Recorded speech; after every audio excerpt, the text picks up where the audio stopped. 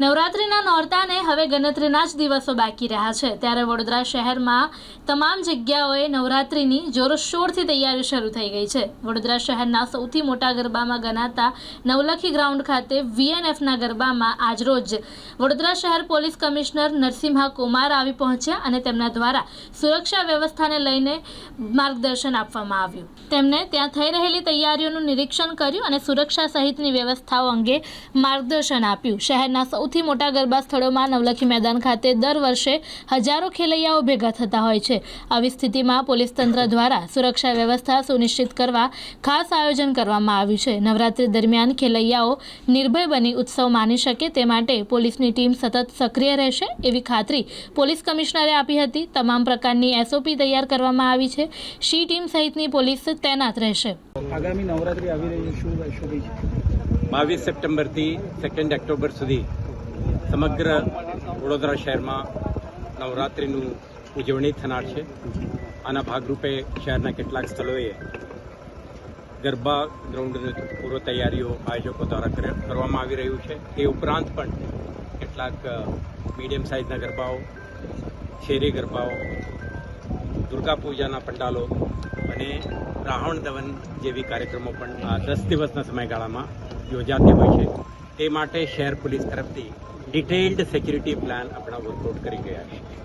તો શહેર પોલીસ અને SRPFના ટીમ્સ, શી ટીમ અને અન્ય વોલન્ટરી એજન્સીઝના હોમગાર્ડ અને TRBના સભ્યો આ બધા તો તૈનાત રહેશે અને એક સુદૃઢ સુરક્ષા વ્યવસ્થા ગોઠવવામાં આવશે।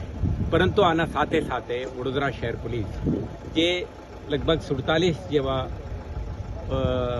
પંડાલ છે, તે આપણા જે ગરબા ગ્રાઉન્ડ છે, આયોજકો છે, એમના સાથે પણ આજે આપણા સંવાદ કરી રહ્યા છીએ, જેથી કરીને આયોજકો અને પોલીસ વચ્ચે સારા સંકલન બની રહે।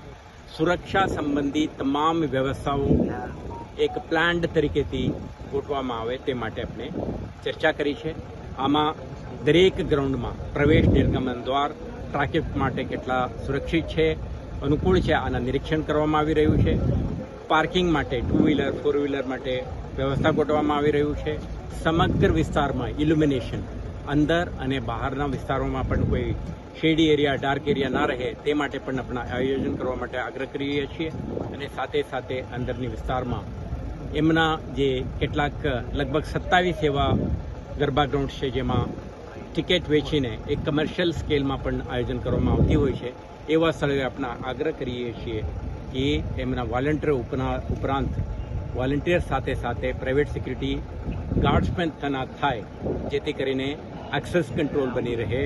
કોઈ ટિકિટ અને એક્સેસ માટે ટિકિટ સાથે એન્ટ્રી કરે, સ્ત્રી કે પુરુષ, એમના બરાબર ચેકિંગ થઈ શકે અને નિર્ધારિત સંખ્યામાં જે લોકો છે એમને જ પ્રવેશ મળે।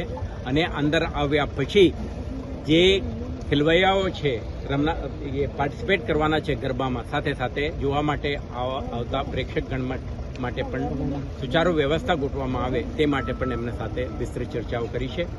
આમાં પાર્ટિસિપેટ કરનાર કલાકારોની સુરક્ષા, ફૂડ કોર્ટ ખાતે કરવાનું થતું આયોજન, ત્યાંના આખું ક્રાઉડ મેનેજમેન્ટ અને એડમિનિસ્ટ્રેટિવ અરેન્જમેન્ટ જે કઈ રીતે કરવાનું છે આ અંગે પણ આપણે વિસ્તૃત ચર્ચાઓ કરી છે।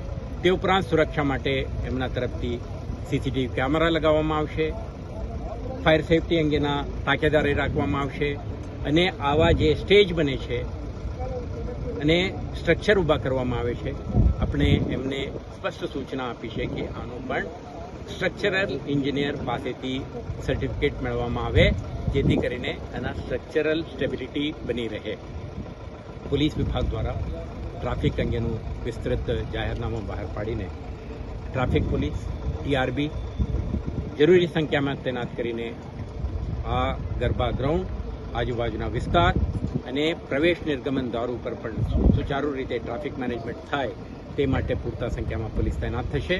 અને સાથે સાથે અંદરના વિસ્તારમાં પણ કોઈ પણ પ્રકારની અવ્યવસ્થા ના થાય, કાયદો અને વ્યવસ્થા બની રહે તે માટે પૂરતા સંખ્યામાં સ્થાનિક પોલીસના ટીમ્સ, સાથે સાથે કેટલાક વ્યૂહાત્મક સ્થળોએ આપણા શી ટીમના સભ્યોને પણ આપણે તૈનાત કરીશું, જેથી કરીને અંદર ચાલતા પ્રવૃત્તિઓ ઉપર ખાસ નજર રાખી શકે, મહિલા, બાળકો અને વરિષ્ઠ નાગરિકો જે કંઈ આ મા શક્તિના આરાધનાના પવિત્ર કાર્યક્રમમાં પાર્ટિસિપેટ કરી શકે, એમના સુરક્ષા બની રહે તે માટે પણ વડોદરા શહેર પોલીસ દ્વારા વિસ્તૃત સુરક્ષા વ્યવસ્થા ગોઠવવામાં આવશે. અત્યારે આપણે પૂર્વ તૈયારીના ભાગરૂપે આ એક્સરસાઇઝ કરી રહ્યા છીએ.